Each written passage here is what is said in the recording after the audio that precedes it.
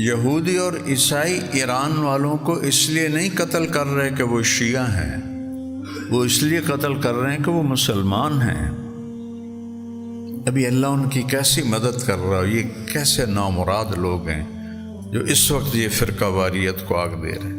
ہمارا اختلاف ہے، رہے گا، امہات العقائد میں ہے، لیکن ابھی وہ اس لیے نہیں مارے جا رہے کہ شیعہ ہیں، وہ اس لیے مارے جا رہے ہیں کہ وہ مسلمان سمجھتے ہیں۔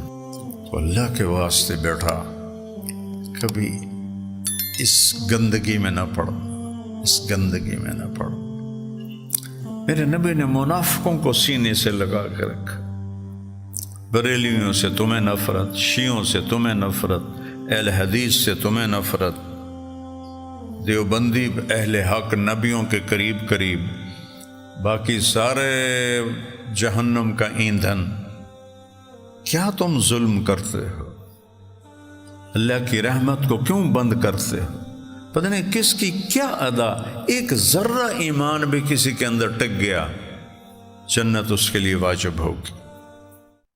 جہنم، میں نے ابھی بتایا، جہنم کی آگ سے کسی کو نکالا جائے اور دنیا کی آگ میں ڈال دیا جائے تو وہ اس میں گہری نیند سو جائے گا۔ چھوٹی چھوٹی باتوں پہ آگ اپنے اوپر بھڑکاتے ہو، سب سے زیادہ غیبت پر تم اپنے جسموں کو جلاتے ہو۔ میں کرتا ہوں تو میں جلا رہا ہوں۔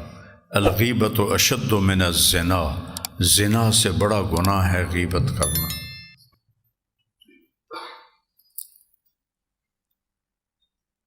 نفرت کرنا، ذرا غور کرنا، ان الذین فرقوا دین اللہ یا دینہم،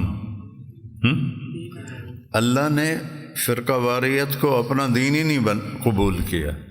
ان الذین فرقوا دینہم، جنہوں نے اپنے دین کو فرقہ واریت میں بدل دیا، لست منہم فی شیء، آپ کو ان سے کوئی تعلق نہیں۔ اس وقت غزہ میں ہزاروں بچے، بڑے بوڑھے، ہمارا تو قتل ہو تو شہید ہوتا ہے، جنتی ہوتا ہے، شہر کو کھنڈر بنا دیا۔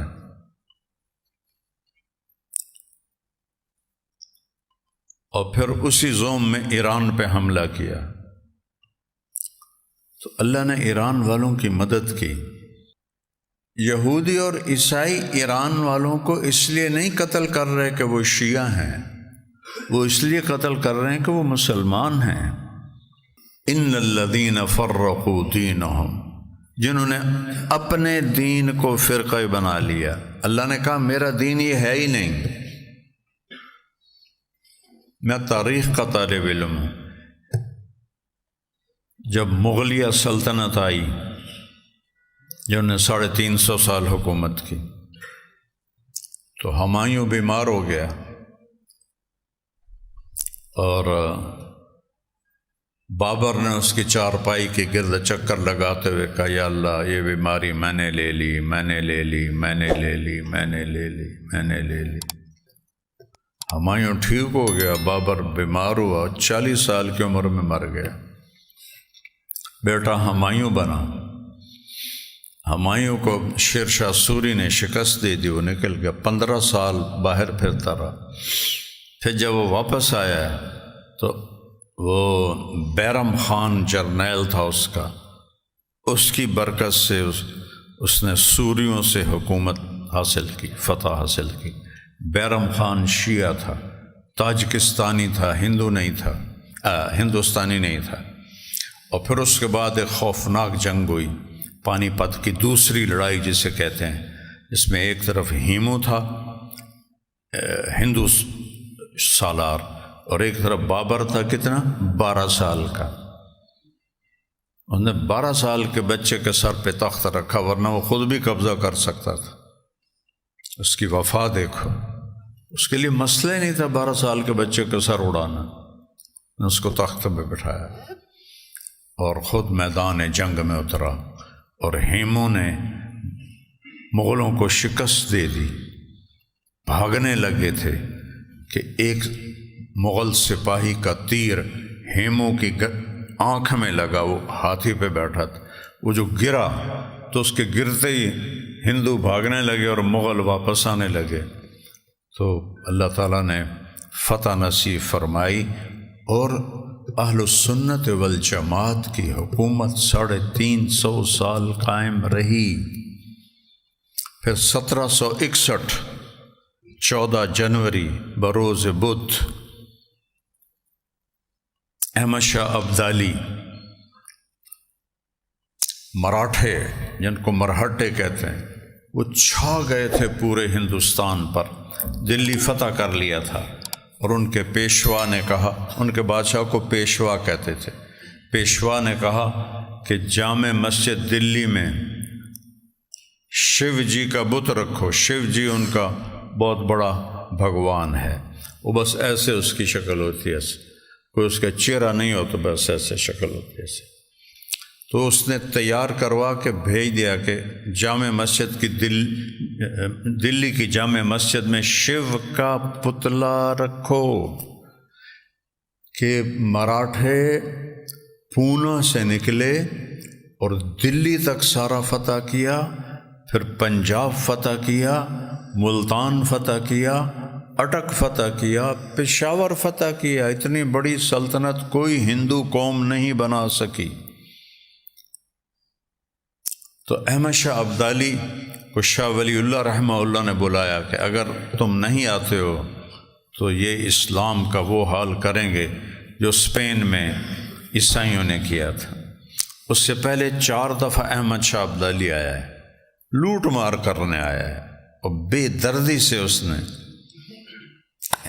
مغلوں کا خزانہ خالی تھا تو اس کو بڑا غصہ چڑھا، انہیں متھرا ایک ہندوستان کا مذہبی شہر ہے، اس پہ حملہ کیا اور اپنے فوجیوں سے کہا جو سر کاٹ کے لائے گا 5 روپے، فی سر 5 روپے۔ تو اس کا پچھلا جو تاریخ تھی وہ انتہائی خوفناک تھی۔ میں کہتا ہوں یہ اس جنگ کی وجہ سے بخشا گیا ہوگا احمد شاہ ابدالی، نہیں تو وہ بھی بہت ظالم تھا اور صرف لٹیرا تھا، لوٹ مار کرنے آتا تھا۔ اس دفعہ وہ شاہ ولی اللہ کی دعوت پہ آیا، 30,000 اس کے پاس کل لشکر تھا،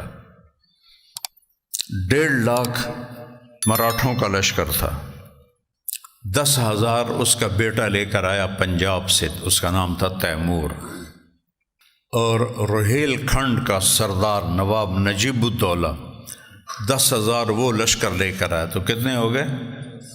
50۔ اب بھی 1 لاکھ کا فرق۔ تو سکھوں کو ہندوؤں کو اطمینان تھا کہ اودھ کی ریاست شیعہ ہے، وہ احمد شاہ ابدالی کی مدد بالکل نہیں کریں، لیکن پتہ اس وقت چلا جب شجاع الدولہ 20,000 کا لشکر لے کر احمد شاہ ابدالی کی فوج میں آ کے شامل ہوا، وہ ہو گئے 70,000۔ یہ لشکر شیعوں کا سبب بنا اہل سنت کی فتح کا۔ دل کے پھپھولے جل اٹھے سینے کے داغ سے، اس گھر کو آگ لگ گئی گھر کے چراغ سے۔ اور شجاع الدولہ کا لشکر پہلی صف میں تھا، سب سے زیادہ شہید اس میں ہوئے، اور ایک دفعہ ایسا لگا کہ جنگ بازی لے گئے مراٹھے، 1.5 لاکھ، پھر بھی یہ تھوڑے تھے 70,000۔ تو احمد شاہ ابدالی سالار بہت اچھا تھا، لٹیرا تو تھا لیکن سالار بہت اچھا تھا۔ اس نے 15,000 پیچھے چھپا کے رکھے ہوئے تھے کہ اگر قدم اکھڑے تو تازہ دم فوج لاؤں گا۔ تو مراٹھوں نے قدم اکھاڑ دی ان کی، وہ بھاگنے لگ گئے۔ تو پھر احمد شاہ ابدالی نے اس وقت 15,000 کا لشکر بیچ میں ڈالا، اور اسی اثناء میں ان کا جو سردار تھا وشواس راؤ بھاؤ، وہ قتل ہو گیا، اس کا بھائی قتل ہوا، اس کو فائر لگا۔ تو سدا شیو راؤ بھاؤ، نام ہی یاد آ رہے ہیں تمہاری برکت سے، سدا شیو راؤ بھاؤ کو گولی لگی، وہ گر کے مر گیا۔ تو وشواس راؤ وہ ہاتھی پہ بیٹھا تھا، جب اس نے دیکھا میرا بھائی مر گیا تو اس نے چھلانگ لگائی اپنے بھائی کے لیے اور گھوڑے پہ چڑھ گیا۔ تو مراٹھوں نے دیکھا کہ ہمارا تو سردار کوئی نہیں، ہاتھی خالی ہے۔ اللہ نے ایسا روب ڈالا کہ سب بھاگ پڑے، اور اللہ تعالیٰ نے شکست کو فتح میں بدل دیا۔ ابھی اللہ ان کی کیسی مدد کر رہا ہے، یہ کیسے نامراد لوگ ہیں جو اس وقت یہ فرقہ واریت کو آگ دے رہے ہیں۔ ہمارا اختلاف ہے، رہے گا، امہات العقائد میں ہے، لیکن ابھی وہ اس لیے نہیں مارے جا رہے کہ شیعہ ہیں، وہ اس لیے مارے جا رہے ہیں کہ وہ مسلمان سمجھتے ہیں۔ تو اللہ کے واسطے بیٹھا کبھی اس گندگی میں نہ پڑنا، اس گندگی میں نہ پڑنا۔ میرے نبی نے منافقوں کو سینے سے لگا کے رکھا، بریلیوں سے تمہیں نفرت، شیعوں سے تمہیں نفرت، اہل حدیث سے تمہیں نفرت، دیوبندی اہل حق نبیوں کے قریب قریب، باقی سارے جہنم کا ایندھن۔ کیا تم ظلم کرتے ہو؟ اللہ کی رحمت کو کیوں بند کرتے ہو؟ پتہ نہیں کس کی کیا ادا، ایک ذرہ ایمان بھی کسی کے اندر ٹک گیا، جنت اس کے لیے واجب ہوگی۔ بڑا دکھ ہوتا ہے، نہ مطالعہ ہے، نہ بصیرت ہے، نہ فراست ہے، نہ کوئی صحبت ہے کہ کوئی اچھے لوگوں کی صحبت ہی ہو۔ بھائیو، میں تو روز دعا کرتا ہوں،